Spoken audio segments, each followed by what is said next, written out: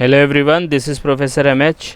और इस वीडियो में हम लोग डिस्कस करेंगे, लास्ट वीडियो में हम लोग ने देखा था कि बेसिक सा introduction, net operating income approach का क्या मीनिंग था और वो पहली वाली थ्योरी जो नेट इनकम अप्रोच था उससे कैसे डिफ़र किया।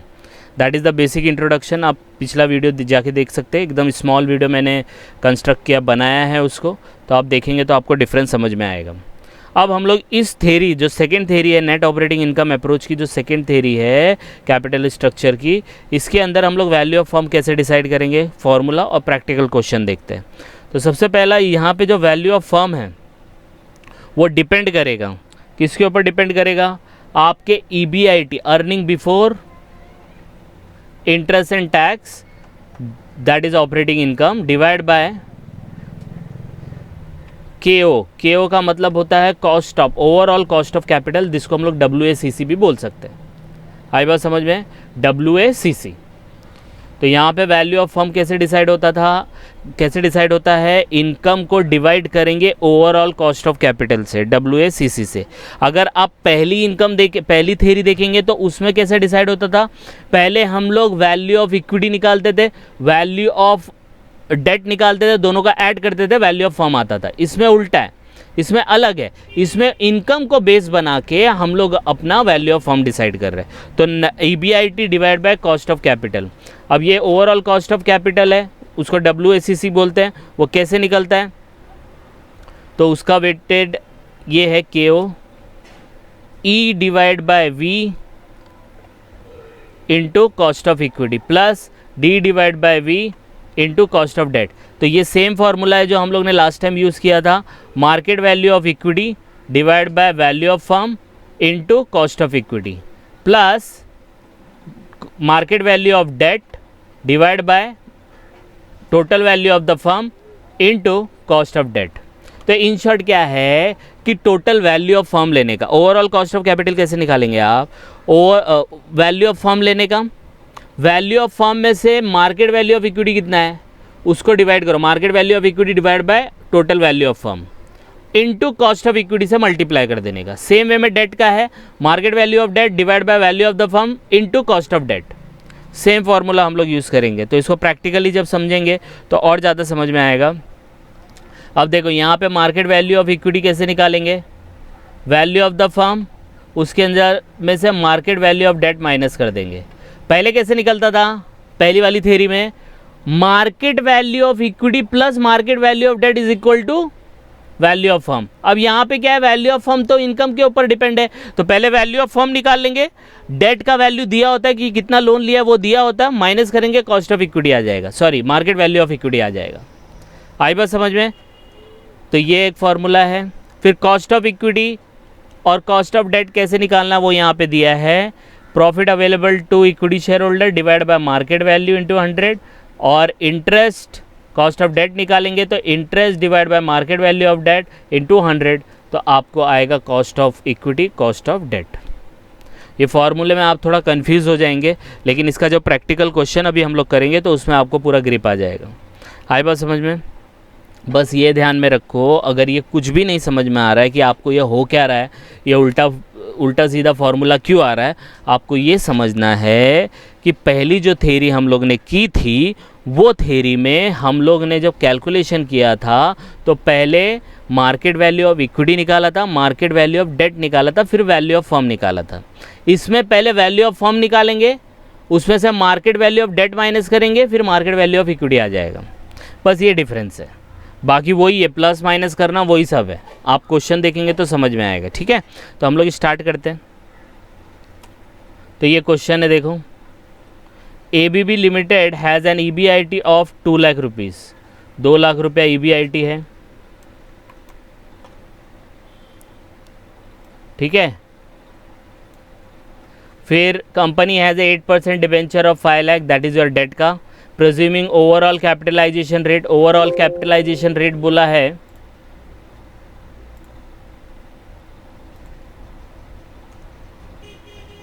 That is 10%। ओवरऑल कैपिटलाइजेशन कितना है, 10% है, तो इसको हम लोग WACC लेंगे। अपना डेट कितना था, 5 लाख, अपना EBIT कितना था 2 लाख, ठीक है। Compute the present total value of the company, देखो यहाँ पे दिया है compute the present value total value of the company and equity capitalisation rate. Equity capitalisation मतलब cost of equity, equity capitalisation rate. तो अभी फ़िलहाल इतना ही क्वेश्चन करेंगे, द सेकेंड हाफ हम लोग देखेंगे थोड़ी देर के बाद। तो सबसे पहले हम लोग के पास दो अमाउंट है, EBIT 2 लाख दिया है और डेट का वैल्यू दिया 5 लाख, ठीक है। 8% डेट है, हाँ ये याद रखना, ये रेट जो होता है ये इंटरेस्ट रेट दिखाता है और कैपिटलाइजेशन रेट कितना है 10%। अब इसके बेसिस पे हम लोग क्वेश्चन करते हैं। यहाँ पे देखो हम लोग ने फॉर्मेट बना के रखा है, ये मैंने पूरा बना लिया था, फिर से मैं आपको बता देता हूँ। सेल्स हमारे पास दिया नहीं है तो 0 ले लेंगे, वेरिएबल भी नहीं दिया है 0 ले लेंगे, कंट्रीब्यूशन भी नहीं दिया 0, फिक्स कॉस्ट भी नहीं दिया 0, लेकिन EBIT दिया था 2 लाख तो हम लोग 2 लाख ले लेंगे। आई बात समझ में? यस और नो? तो 2 लाख ले लिया। अब इंटरेस्ट ऑन लोन, तो इंटरेस्ट ऑन लोन अगर आप देखेंगे तो 8% डेट है और कितना लोन है 5 लाख है, तो 5 लाख का 8% निकालेंगे तो इंटरेस्ट आ जाएगा। तो 5 लाख इंटू 8 डिवाइड बाय 100 कितना आता है 40,000, माइनस कर लेंगे तो 2 लाख में से माइनस 40,000 1,60,000 आएगा। और आपको पता है कि यहाँ पे टैक्स नहीं है क्योंकि अजम्पशन लिया है, तो 0 आ जाएगा, तो ऊपर का ही अमाउंट नीचे आ जाएगा। और यहाँ पे पता है कॉस्ट ऑफ इक्विटी और कॉस्ट ऑफ डेट 2 ही होता है, प्रेफरेंस शेयर्स भी यहाँ पे नहीं है तो ये भी 0 हो जाएगा। तो आपका profit available to equity share holder कितना आएगा 1,60,000। आई बात समझ में? इतना तो समझ में आया, धीरे धीरे जाएंगे तो समझेगा, ठीक है। अब क्या निकालने बोला था, क्वेश्चन देख लेते हैं। Total value of the firm, value of the company, total value of the company जिसको V डिनोट करेंगे। फॉर्मूला क्या है EBIT डिवाइड बाय KO, अगर नहीं पता है तो देख लेते हैं।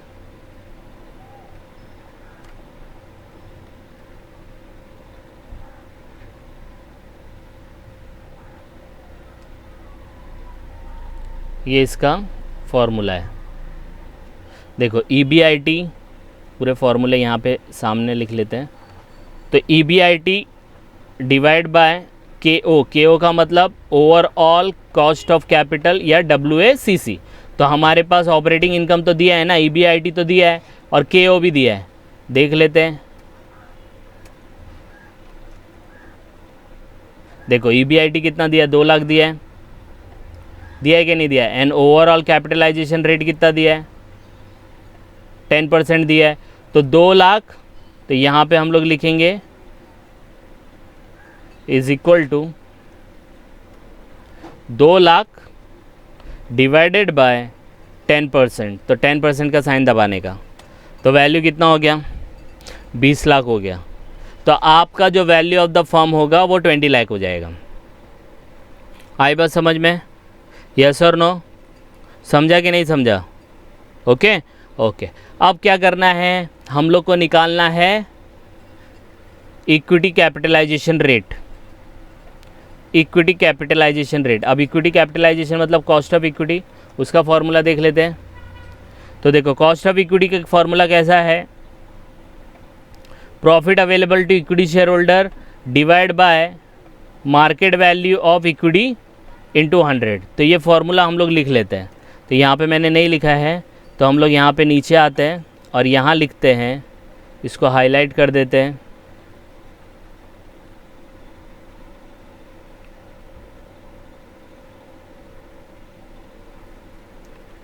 कॉस्ट ऑफ इक्विटी, ठीक है।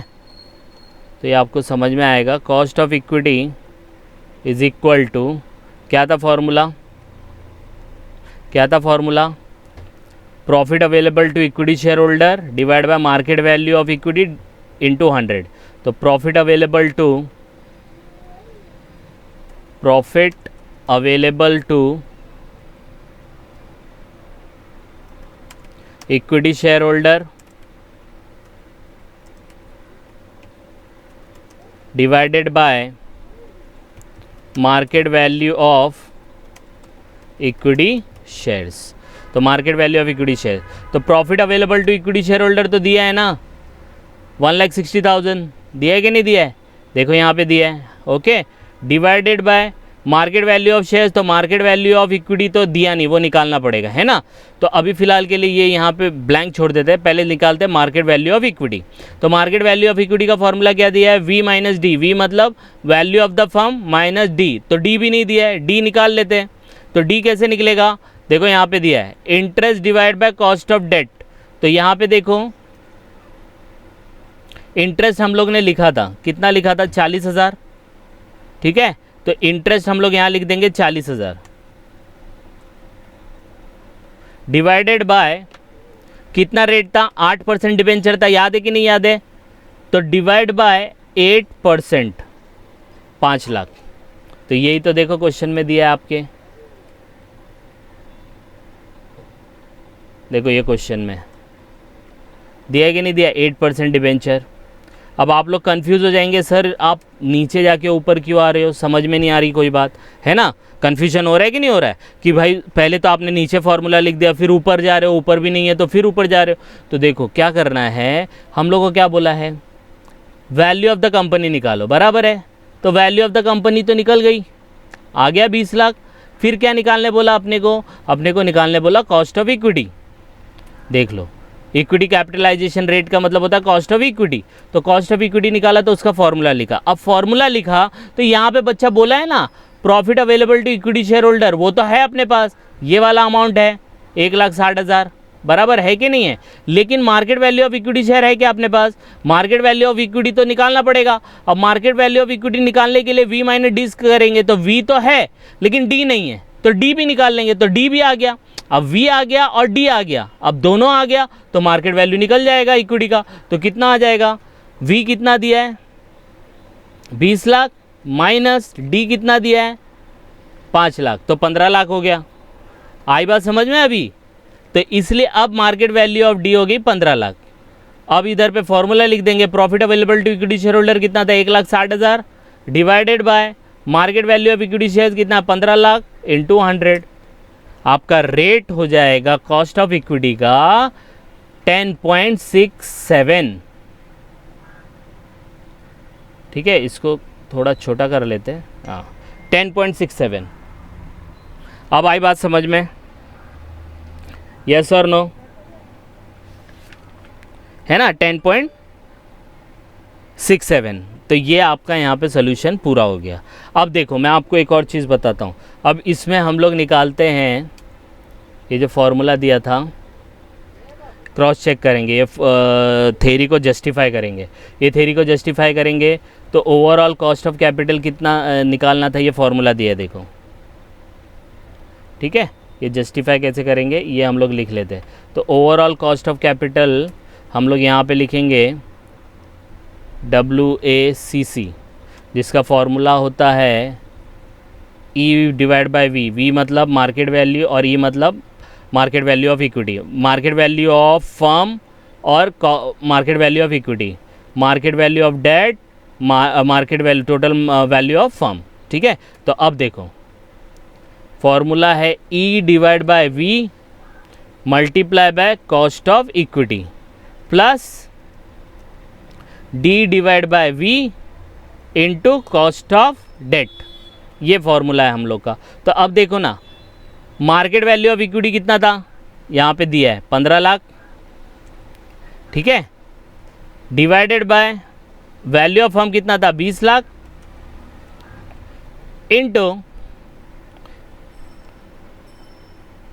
इनटू आपका कॉस्ट ऑफ इक्विटी अभी हम लोग ने निकाला, तो कॉस्ट ऑफ इक्विटी है 10.67, तो 10.67 ये आ गया। ओके, अब कॉस्ट ऑफ डेट निकालेंगे, मतलब ये part D divide by V into K D वाला, क्योंकि वो एक्सेल है ना, तो एक्सेल में पूरा एक साथ नहीं होगा, थोड़ा जम्बल्ड हो जाएगा। अब ये निकालेंगे तो डी है market value of that is 5 lakh, ठीक है। तो मैं यहाँ पे लिख देता हूँ 5 lakh divide by market value of firm है 20 लाख इंटू 8% 02। अच्छा, इधर परसेंट का साइन नहीं दबाया, तो यहाँ पे मैं परसेंट का साइन दबा देता हूँ, ये आया। 0.80 समथिंग कुछ आया और इसका 0.2 आया। अब ये दोनों को ऐड कर लेंगे, दिस प्लस दिस, नहीं 1 मिनट गलती हो गया, 10.8%,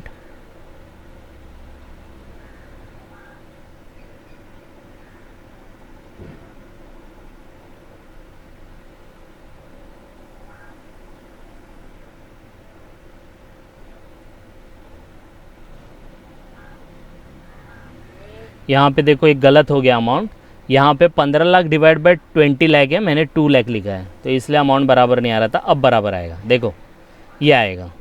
ठीक है, वो देखो एक भी मिस्टेक हो जाता है तो पूरा नहीं आता है, तो ये ध्यान से ज़ीरो लगाना है। 15 लाख डिवाइड बाय 20 लाख, क्योंकि 15 लाख तो मार्केट वैल्यू ऑफ इक्विटी है, divide by total value of the firm 20 lakh है। सेम वे में market value of debt 5 lakh था, market total value of the firm 20 lakh है, डिवाइड मल्टीप्लाई करेंगे तो ये आया, तो टोटल कितना हुआ 0.10, और 0.10 को अगर हम लोग लेते हैं इंटू 100 तो आता है 10%। इसको अगर राउंड फिगर करेंगे तो 10% ही आएगा। ठीक है, अब ये 10% है, ये आपका WACC आया। अब क्वेश्चन में अगर आप देखोगे तो आपको समझ में आएगा, देखो ओवरऑल कैपिटलाइजेशन रेट कितना है ना, 10% आया कि नहीं आया। तो आपने डिबेंचर भी यूज़ कर लिया, कुछ भी यूज़ कर लिया, लेकिन आपके WACC पे इफेक्ट आया क्या, नहीं आया। आई बात समझ में। तो ये थ्योरी का बताने का मतलब यही है कि आप कुछ भी करो, वैल्यू ऑफ द फर्म तो ऑपरेटिंग इनकम के हिसाब से डिसाइड होगा, आपके कैपिटल स्ट्रक्चर का इसके ऊपर इफेक्ट नहीं आएगा। ओके, देखो और दूसरा पार्ट है वो फटाक से देख लेते तो आपको समझ में आ जाएगा पूरा थ्योरी। अब हम लोग ने इधर पे जो सेकेंड पार्ट था ये वाला, the company decided to raise a sum of ₹2 lakh, 2 lakh रुपया और रेज करना चाहती है, डेट मतलब लोन से 8% से, सेम है, यहाँ पे 5 लाख था, यहाँ पे 5 लाख था लोन ऑलरेडी, और 2 लाख लोन लेना चाहती है, कितने के रेट से, 8% के रेट से, and the use proceed to pay off the equity, और इक्विटी शेयर होल्डर को पे करना चाहती है। Compute the propose total value of the company and also the propose capitalization rate and use the net operating income approach. तो आपको ये बताना है कि अगर 2 लाख रुपया और लिया तो आपके वैल्यू ऑफ द फर्म पे क्या इफेक्ट आएगा और आपका कॉस्ट ऑफ इक्विटी क्या होगा। तो अब क्या करेंगे, सेम फॉर्मेट यूज़ करेंगे, सेम यहाँ पे जो यूज़ किया था हम लोग ने, सेम वही वाला यूज़ करेंगे। तो इसको यूज़ करते हैं, तो ये वाला मैं यहाँ पे कॉपी कर लेता हूँ वरना कन्फ्यूजन हो जाएगा।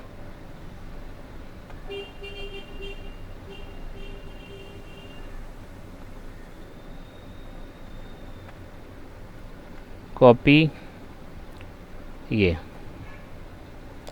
ठीक है, तो ये यहाँ पे हम लोग ने कॉपी कर लिया। अब इसको हम लोग देखते कैसे करेंगे। तो सेम वे में करना है, सिर्फ यहाँ पे याद रखना है कि हम लोग का कितना था, अब 2 लाख रुपया ज़्यादा लोन लिया है हम लोग ने। ठीक है, अब 2 लाख रुपया ज़्यादा लोन लिया है तो उसका क्या इफेक्ट आएगा वो देखते हैं।